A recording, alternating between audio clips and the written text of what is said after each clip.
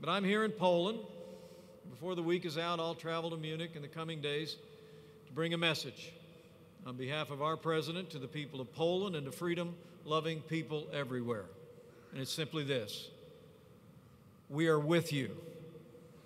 We will stand with you, and the United States of America stands with Poland as a part of the most successful mutual defense alliance in the history of the world, and we always will.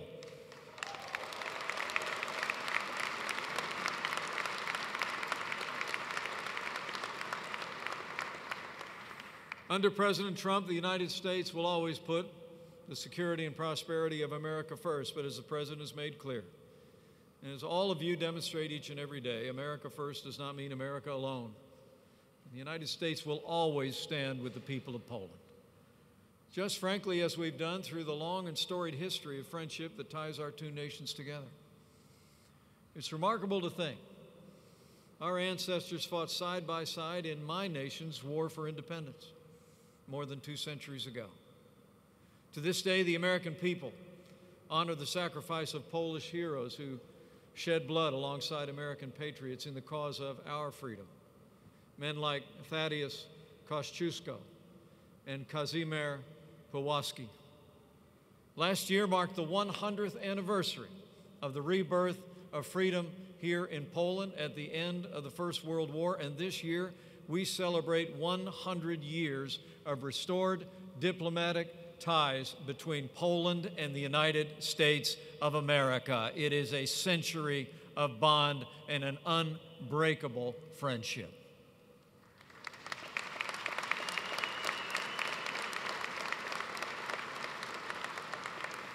"30 years ago, the Polish people cast off their Soviet oppressors and once again reclaimed your liberty. Just 20 years ago, joined the United States and our allies in that historic transatlantic alliance, a NATO alliance forged to ensure our common defense.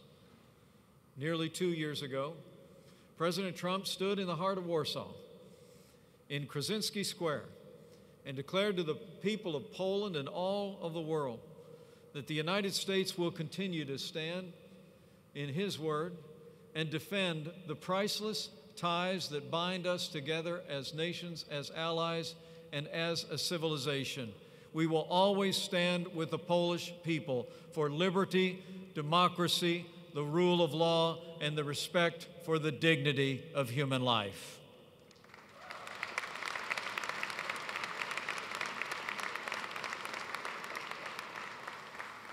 In so many ways, the world is an even more dangerous place today than it was since the fall of communism a quarter century ago. To confront the threats that we face today, people of Poland know and the people of the United States know. The free world needs the members of NATO to be strong and united, and so we are. We stand together in defense of our alliance and all that we hold dear. And each member nation, we know, has a vital role to play. At the heart of our NATO alliance is a solemn promise that an attack on one is an attack on all. But to keep this oath requires preparation. It requires investment. And for every NATO member to uphold their commitment to our common defense, we need to work together. Because of your history, people of Poland understand this all too well, which is why even in our first year in office, Poland was one of only 4 other NATO members that fulfilled their promise to spend 2% of your gross domestic product toward our mutual defense. And Mr. President, you have our admiration and our thanks.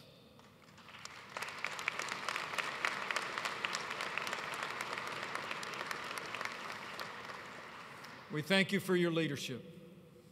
We thank you for your efforts and your nation's commitment to increase military spending, to provide for our common defense, and to advance the common interests of freedom in our alliance. You know, the United States has long supported this vital alliance. It's a cornerstone of our common defense. And as President Trump said here nearly 2 years ago, we are once again demonstrating our commitment as he said, not merely with words, but with actions. Around the world, the United States is once again standing with our allies and standing up to our enemies. There's no better proof than the steps we've taken to strengthen our relationship with the nation of Poland.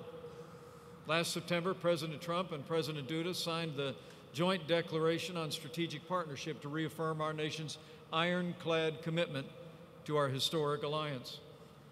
And in just a few moments, Poland is taking its place among the most capable and formidable nations in the world when we officially acknowledge an agreement by Poland to purchase a battalion's worth of high-mobility artillery rocket system launchers from the United States of America. And Mr. President, we are pleased to partner with you in Poland's national defense.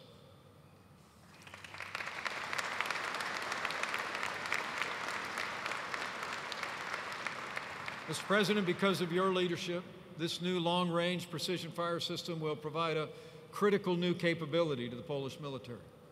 It'll strengthen also the cooperation between our two nations, and it'll help protect Central and Eastern Europe from air and missile attacks for decades to come.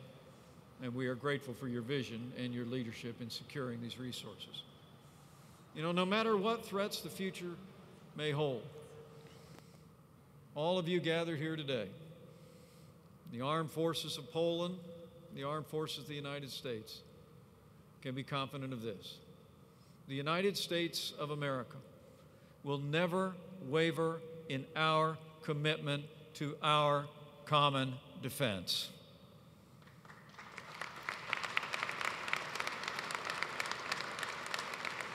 We will be strong in arms, strong in resolve, and most of all, strong in our conviction that, as President Trump said nearly 2 years ago, and I quote, "The West will never, ever be broken. Our values will prevail, our people will thrive, and our civilization will triumph."